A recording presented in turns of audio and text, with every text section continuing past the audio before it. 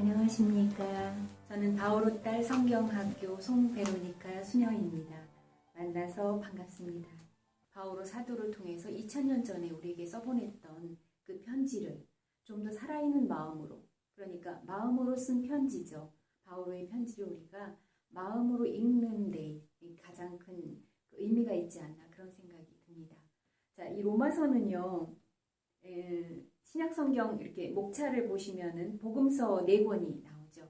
그리고 사도들의 이야기가 초대 그리스도교 교회가 어떻게 형성됐는지가 적혀있는 사도행전이 나오고요. 이어서 그러니까 바오로서관이 쭉 나오는데 이것이 연대순으로 편집된 것이 아닙니다. 로마서는 바오로 사도가 비교적 거의 후기에 작성된 것으로서 분량이 제일 많습니다. 그래서 서간의 배치는 분량에 따른 것으로 편집되었다고 우리가 보고 있는데요. 로마서는 모두 16장이나 됩니다.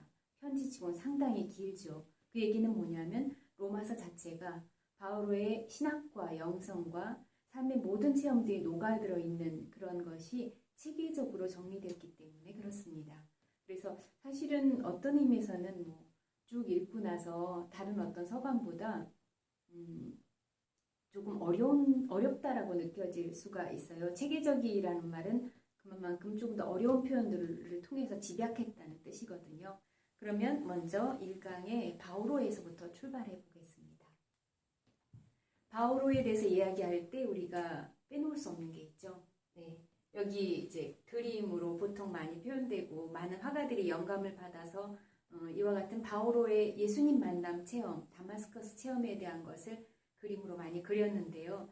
사실 굉장히 유명한 그림이기도 하지만 보시듯이 말에서 떨어진 바오로를 이렇게 형상화하고 있습니다. 말을 탔는지 아닌지는 학자들 간에 또 논쟁이 있습니다. 그냥 거기에서는 떨어졌다라는 표현이 아니라 사도행전 9장에 나오죠. 넘어졌다라고 되어 있습니다. 엎어졌다 여러 가지 표현할 수 있는데 그것이 실질적으로 말을 탔느냐 아니냐 이건 중요한 것이 아니고요. 말을 보신 분은 아실 것입니다. 굉장히 높은 위치에 자기가 올라서게 됩니다.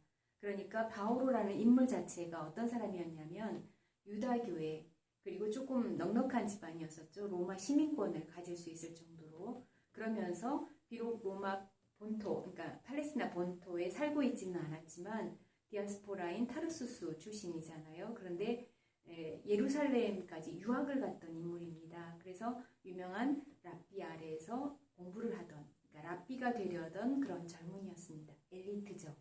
그 엘리트가 예수님을 만난 체험이 어떤 것이냐면 말에서 굴러떨어진 것과 같은 충격이라는 의미입니다.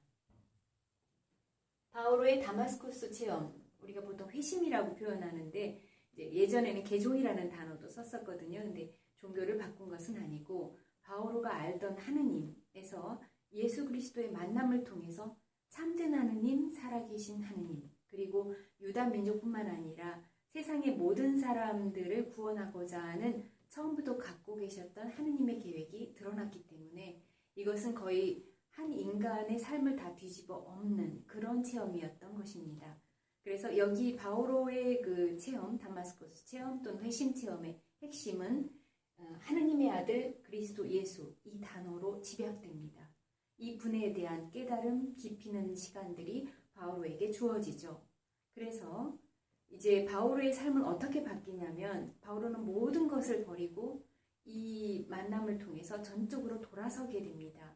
그의 삶은 이제 무엇으로 이렇게 표현이 되냐면 그가 체험한 하느님을 사람들에게 이야기하는 것, 우리가 그거를 선교 활동이라고 이야기를 하죠. 그래서 그가 가는 곳마다 물론 다른 사도들에 의해서 이미 그리스도교 공동체가 형성된 곳도 있지만 그가 많은 공동체들을 형성해 가면서 자신의 삶을 봉헌하게 되는데요. 로마서는 그의 그 선교 활동이라는 것과 선교 활동을 그의 일생이라고 본다면 그의 일생에 상당히 많이 절정에 이른 3차 선교 여행, 대략 기원 후 56년에서 57년이라고 학자들은 보고 있는데요. 이때 코린토에 한 석 달 머무르는 그런 이야기가 사도행전에 나옵니다. 거기에서 로마서가 작성된 것으로 보고 있습니다. 로마서에 대한 이해를 조금 더 깊이기 위해서 바오로의 선교 여행을 잠깐 다시 기억해 보도록 하겠습니다. 네, 바오로의 이제 선교 여행을 해서 지금 지도가 나와 있는데요. 당시 로마 제국이 천하를 거의 평정한 상황이죠. 그래서 여기 이제 지중해가 있고 지중해 연안의 모든 지역은 다 로마 제국의 영토로서 굉장히 그 운송수단들이 원활했던 것으로 보입니다. 여기 예루살렘의 북쪽에 시리아 지역인데요. 여기에 보면은 안티오키아라는 지명이 있습니다. 그리스도인이라는 명칭이 처음으로 이렇게 주어졌던 곳이죠. 여기에서 이제 바오로의 선교여행은 항상 출발하게 됩니다. 이곳에는 그리스도교의 예언자, 교사라는 사람들이 많이 있었다. 이런 이제 증언이 사도행전에 나오는데 바르나바와 바오로가 공동체에 의해서 특별한 사명을 받고 이 선교여행을 떠나게 되죠. 그래서 키프로스 섬을 거쳐서 요 이제 넓은 대륙이 소아시아라고 부르고요. 지금의 여기 터키 지역이 요 빈칸 있는 지역이 이제 지금의 터키가 되겠습니다. 그래서 소아시아 대륙의 동쪽에 이제 지역 부분에 도시들을 방문하게 되는데요. 리스트라라는 지역을 방문하고 또 피시디아의 안티오키아라는 이름이 두 개가 있죠. 그래서 내륙 지방의 이 도시들을 방문하게 되는데 안티오키아에서 바오로가 연설을 한 것이 사도행전에 나옵니다. 13장에 실려 있고요. 리스트라에서는 바오로가 이제 그 지역의 디아스포라겠죠. 유다인들한테 뭐랄까요, 일종의 이단 같은 소리를 하는 거예요. 유다인들이 듣기에는. 그래서 돌에 맞는 그런 공경을 겪습니다. 그러면서 바오로는 그때 사도행전의 증언에 의하면 하나님 나라에 들어가기 위해서는 많은 환난을 겪어야 된다. 이런 말을 남기는데요. 이것은 기억해 둘 만한 그런 표현입니다. 왜냐하면 바오로가 써보내는 모든 서간에는 그 고난에도 불구하고 하느님의 사랑과 예수 그리스도의 사랑 때문에 견뎌내는 이야기가 꼭 들어있거든요. 두 번째 여행 보겠습니다. 네, 2차 선교 여행을 보시면은 먼저 시각적으로 봤을 때 확 달라진 게 보이실 거예요. 빨간 선으로 되어 있는데 이것이 선교 여행의 이 출발점 항상 안티오키아였었고요. 이제는 소아시아 전체를 통과해서 그래서 사실은 이 지역의 지도가 이제 잘 안 보이실지 모르겠지만 바다를 건너서 어디로 가냐면 유럽 대륙으로 건너가게 됩니다. 유럽 대륙 중에 첫 번째 마주치는 게 이제 지금의 그리스 지역이죠. 그래서 그리스 반도인데 첫 번째 항구 도시가 필리피입니다. 여기에서 머무르고 또 감옥에 갇히는 일화들이 나오고요. 테살로니카와 베로이아 그리고 아테네에 머무르면서 거기에서 이제 또 연설을 하게 되죠. 그리고 코린토 지역에 거치고 켄크레의 항구를 거쳐서 다시 에페소를 거쳐서 이렇게 돌아오는 그 여행을 하게 됩니다. 이 여행 중에서 바오로는 또 많은 특별히 리스트라에서 이제 티모테하고 같이 이렇게 떠났었잖아요. 그런데 여러 지역 가운데 특별히 아테네에서 했던 그 연설들이 이렇게 중요하게 나오고 있죠. 자, 이렇게 넓게 영역을 확장시켰는데 사실은 이 소아시아 지역 부분이 조금 내륙이 이렇게 빈칸으로 있잖아요. 사실 바오로는 여기를 더 선교하고 싶어 했습니다. 그런데 성령께서 원하지 않으셨다라고 하면서 이제 꿈에 환시를 받기 때문에 그 사도행전에 나오는 이야기죠. 트로아스와 이렇게 거쳐서 유럽으로 가게 됐는데 여기서 또 우리가 생각해 볼 만한 것이 바오로가 열정에 북받쳤지만 자신의 그 예수 그리스도의 만남 체험 안에서 성령에 온순해지는 그런 과정을 겪었겠구나. 그래서 본인이 생각하기에 이쪽 지역을 하려고 했는데 성령께서 원하지 않으신다. 그래서 이제 꿈의 환시를 따라서 이렇게 자신을 맡기면서 나아가는 것. 그것이 또 우리가 좀 눈여겨볼 대목이 아닌가 싶습니다. 세 번째 여행 보겠습니다. 네, 3차 선교 여행은 앞서 지도하고 달리 여러분 왼편에 보시면은 지금의 이탈리아 반도에 해당하는 지도가 조금 실려 있고요. 로마가 표시되어 있습니다. 바오로는 항상 안티오키아를 출발해서 그 이전에 갔던 도시들을 쭉 거칩니다. 그래서 이 소아시아의 대륙 그 도시들을 거치면서 필리피와 데살로니카와 이 와중에서도 이제 서간들이 쓰여지는 것이죠. 왜냐하면 지금처럼 빠른 교통수단이 없었기 때문에 자신이 갈 수 없는 곳에 공동체들이 이제 신앙이 깊어지면서 아시다시피 그리스도교 공동체는 그리스계 또는 뭐 다른 민족들이면서 이제 유다교 신자가 됐던 사람이나 유다교에서 다시 그리스도인이 된 사람이나 온갖 그 종교적인 또는 민족적인 또는 신분, 옛날에 신분 사회였으니까요. 그래서 특별히 낮은 계층의 사람들과 또 조금 넉넉하거나 신분이 높은 층들이 섞여 있었던 것으로 보입니다. 거기에서 일어나는 갈등은 피할 수가 없었겠죠. 그것들이 일종의 갈등 자체가 문제가 아니라 그것들을 대면하면서 어떻게 예수님의 가르침에 따라 복음적으로 그것을 해결해 나가는가, 여기에 바오로는 끊임없이 가르침과 권고를 이렇게 보내게 됩니다. 그 와중에 쓰여진 것이 신약 성경의 바오로 서간인 것이죠.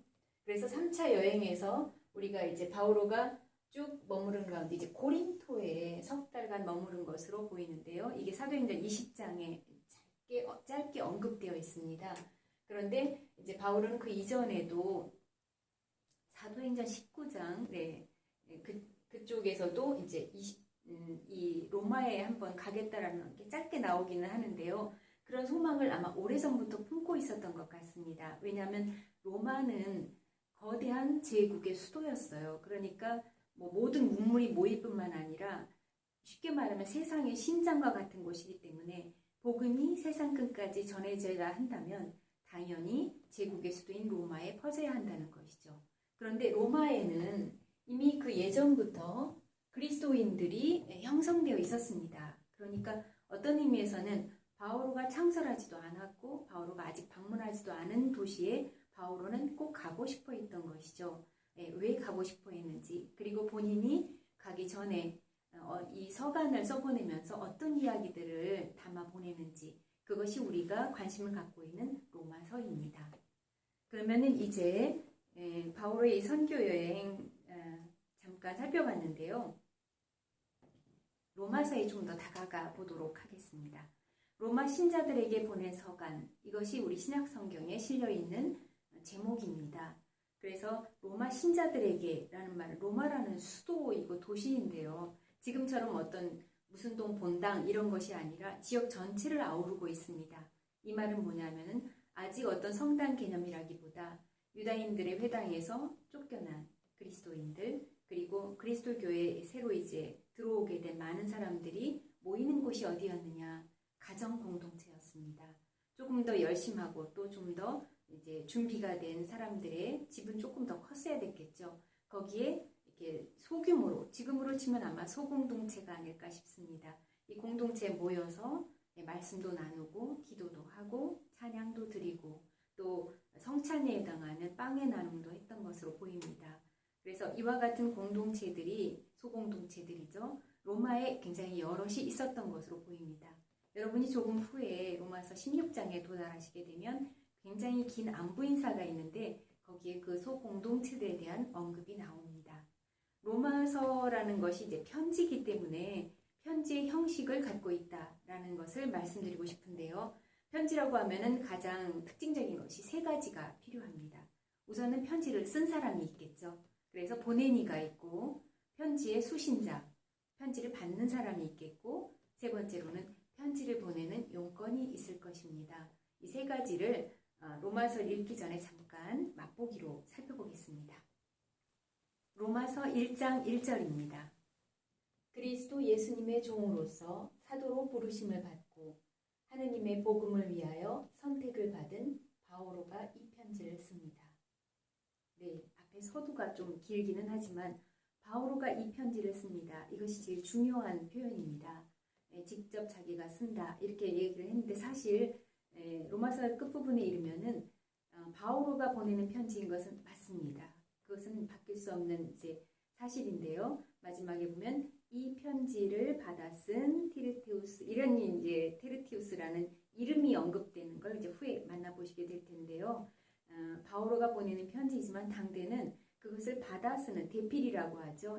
얘기하시면은 그걸 쭉 받아 쓰는, 지금처럼 이렇게 타자를 치는 빠른 것이 아니라 상당한 수고를 들여야 되는 것이 편지 쓰는 것이었습니다. 아시다시피 양피지라는 그 돈이 많이 드는 재료와 또는 조금 값싸기는 하지만 여전히 귀한 파피루스에다가 펜촉같이 뾰족한 새 날개깃이나 또는 깎아서 만든 도구로 한자 한자의 글이서를 써야 되는 것이죠.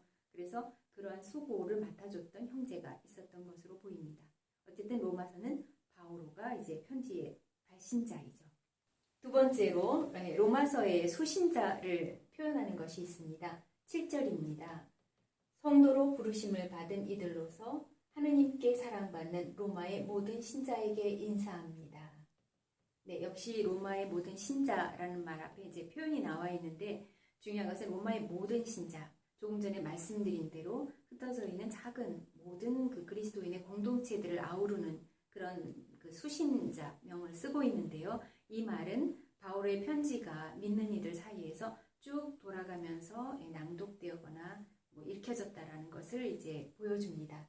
그리고 무엇보다 이 신자라는 단어를 쓰고 앞에 이제 수식되는 표현들이 많은데요. 성도라든지 이거는 이제 요즘으로 치면 성인, 세인트라는 해당하는 의미인데 하느님께 세례받은 사람들은 다 성인이라고 봤죠. 왜냐하면은 하느님께서 그 모든 어떤 빚, 잘못, 죄를 다 탕감해 주시기 때문에 이미 의로운 관계를 이루어진 것, 그 올바른 관계에 놓인 것, 그것이 거룩한 사람인 것이거든요. 온전히 은총으로 된, 그리고 하나님께 사랑받는, 사실 같은 의미입니다. 그래서 세례받았다라는 것이 우리가 사실은 요즘에 의미가 조금 흐려지고 있기는 한데요. 세례받았을 때 우리가 얼마만큼 큰 선물을 받았고 하느님께서 예수 그리스도를 믿는 사람들에게 바라보시는 그 눈길, 그 대하시는 것이 여기에 표현된 하느님께 사랑받는다라는 그것이죠. 우리가 많이 잊혀지는 부분인데 바울은 이것을 상기시켜주기 위해서라도 간단하게 로마 신자들에게 보냅니다. 이렇게 하지 않고 당신들이 어떤 존재인지 상기시키고 있는 것이죠. 이제 로마서를 보낸 이유가 이제 있겠죠. 그것을 좀 보겠습니다. 1장 11절과 15절만 제가 이렇게 땄는데 다른 부분에서도 표현이 되고 있기는 합니다. 읽어보겠습니다. 나는 여러분을 보게 되기를 간절히 바랍니다. 네, 이게 사실 핵심입니다. 오랫동안 품어왔던 바울의 마음이죠. 여러분과 함께 성령의 은사를 나누어 여러분의 힘을 북돋아 주려는 것입니다. 이것은 바오로가 방문하는 모든 공동체, 바오로가 편지를 써보내는 모든 공동체를 향한 마음과 똑같습니다. 로마에 있는 여러분에게도 복음을 전하는 것이 나의 소원입니다. 복음은 이미 로마에 전해졌습니다.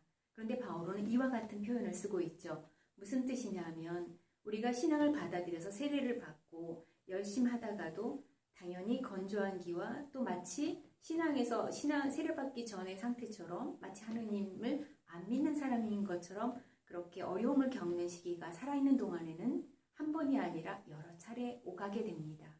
그래서 바오로는 그것을 알고 있었습니다.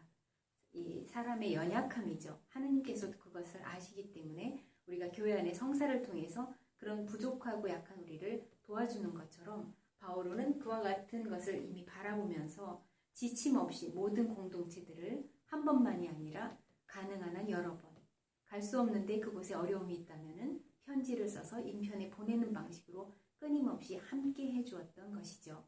그래서 로마 공동체는 누군가인지 학자들이 굉장히 많이 연구를 했는데 처음 형성한 그런 선포한 사람들을 이렇게 알기는 어렵지만 사도들이거나 혹은 평신도, 그러니까 어딘가 다른 지역에서 그리스도교 신앙을 받아들였고 믿음을 갖게 된 이가 로마에 가서 거기 살면서 전파한 것으로 이렇게 보고 있습니다.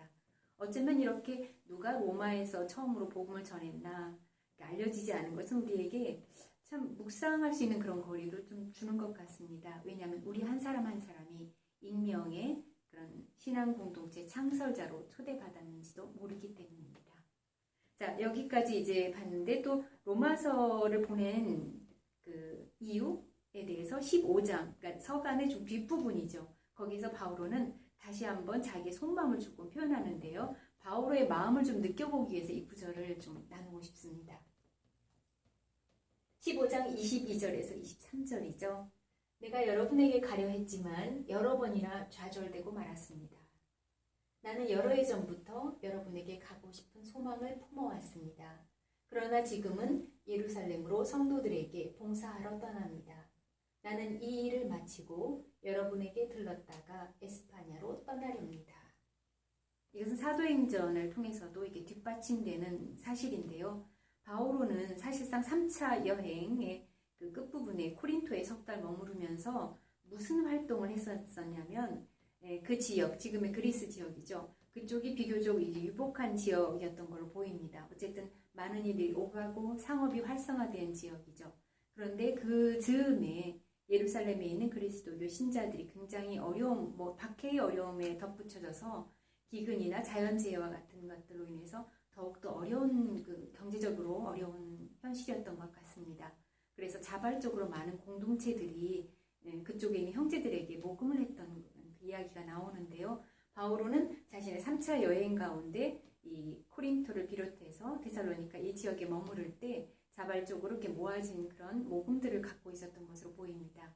바오로 일행은 이 모금을 갖고 예루살렘으로 이제 돌아갈 계획이었고 그것을 전달해 준 다음에 바오로는 다시 로마를 향해서 출발하고 왜냐하면 이미 소아시아 지역은 여러 차례 편지와 방문을 통해서 굳건하게 했기 때문이죠. 그래서 로마를 방문한 다음에 제국의 수도에서 복음을 많이 이렇게 확인해 보고 또 서로 안부도 묻고 성령 안에서 친교도 나누고 이런 후에 당시로서는 그 제국의 변방, 세상의 거의 끝처럼 여겨지던 변두리였습니다. 에스파니아가.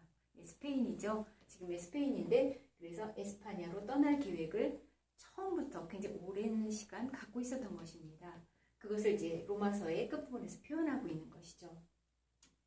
자, 바오로의 마음은 한 곳에 안주하고 이제 어려움을 많이 겪었으니까 이제 난 이제 할 만큼 했다 이런 것이 없는 거를 볼 수가 있습니다. 그래서 성령께서 이끄시는 대로 아직 복음이 전해지지 않은 곳이 있다면 어디든지 계속 갈 마음을 항상 마음에 품고 있었던 것을 우리가 볼 수 있습니다. 로마서가 분량이 많기 때문에 여러분에게 대단한 공부는 아니고 로마서가 전체 어떻게 이렇게 짜임새가 어떻습니다라는 약간의 약식 지도랄까요? 이것을 좀 이렇게 드리고 싶습니다. 로마서의 구성을 보면은 조금 전에 말씀드린 대로 편지 글입니다. 그래서 이제 서간의 형식대로 첫 부분에서 인사와 또 항상 바오로 서간에 나오는 것이 있죠. 감사 기도라든지 이런 것들이 쭉 나오고요. 사실상 이 편지 안에 담고 싶어 했던 서면 가르침이죠. 멀리서 이제 가기까지 로마에 갈 마음은 굳게 있지만 실제 도착하기까지 시간이 걸릴 것으로 바라본 이제 바오로는 이제 사실상 코린토 밑에 있는 그 항구 도시 켄크레에서 그곳의 지도적인 인물이었던 여성 봉사자 포이베라는 여성에게 이 편지를 로마서를 들려서 이렇게 먼저 보내게 되거든요. 그래서 본인이 가기 전까지 이제 그 시간 동안 가르침을 주어 보낸 것이 이제 상당한 분량이 나오는데 그 주제를 인사하면서 금방 밝히고 있어요. 이제 조금 후 여러분께서 그것을 읽게 되십니다.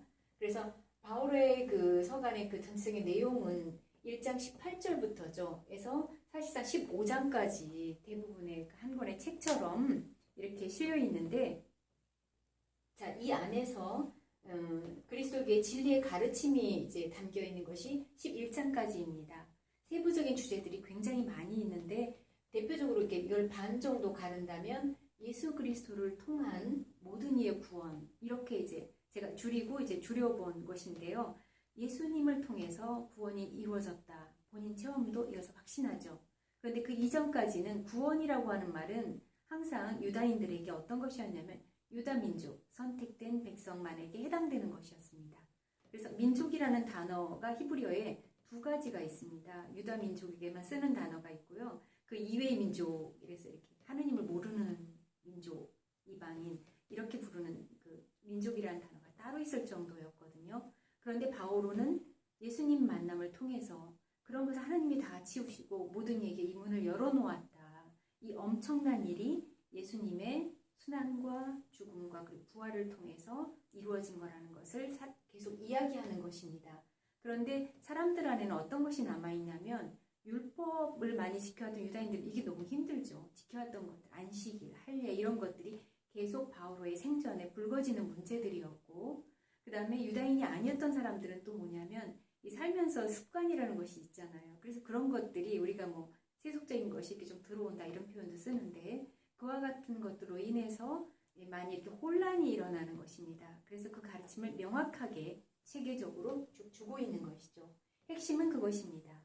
의로움이라는 것은 하느님하고 관계가 막힌 것이 없이 이렇게 소통이 된다. 하느님이 우리를 받아주시고 사랑해 주시고 이런 표현들인데 그것이 우리의 행위나 우리가 뭘 해서가 아니라 그냥 주어진 것으로서 감사히 받고 다만 우리가 행하는 그 선행이나 올바른 행동은 어떤 의미냐. 하느님의 이 은총과 사랑에 대한 응답인 것이죠. 그래서 그 가르침들이 쭉 주어지고요. 바오로의 마음 안에 있는 아픔, 많은 유다인들이 이스라엘이 예수님을 배척했기 때문에 유다인이 이스라엘이 구원에서 제외된 것이냐? 그렇지 않다. 하느님의 구원은 궁극적으로는 동족인 이스라엘에게도 갈 것이다라는 그것을 이렇게 논하는 것이 또 마저 나옵니다. 12장부터 15장까지는 그리스도인의 실천적 삶을 권고하는 내용이 나오고 있죠. 그래서 여기에서는 여러 가지 이야기가 물론 새롭게 나오지만 바오로 간에 공통적으로 삶에 대한 얘기는 우리가 가끔 이런 얘기를 듣습니다. 믿음이냐 실천이냐 이렇게 이 둘을 대립하는 것처럼 이것은 사실 로마서와 관련돼서 굉장히 많이 제기되는 질문이고 또 물음이고 논쟁거리이기도 합니다. 실제로 5세기경에 로마서가 주목을 받았는데요. 그 당시에는 이제 아직 뭐 교리가 좀 있긴 했지만 지금과 같이 신학적인 논쟁을 할 그런 건 아니었죠. 그런데 무엇이 문제였냐면 뭔가 우리가 하나님께서 우리를 죄를 탕감해 주셨으니까 이제 나머지는 우리 몫이다 이런 개념. 그래서 굉장히 의지를 강조하고 내 의지를 가지고 실천적으로 하려는 그런 것들이 많이 강했던 것 같습니다.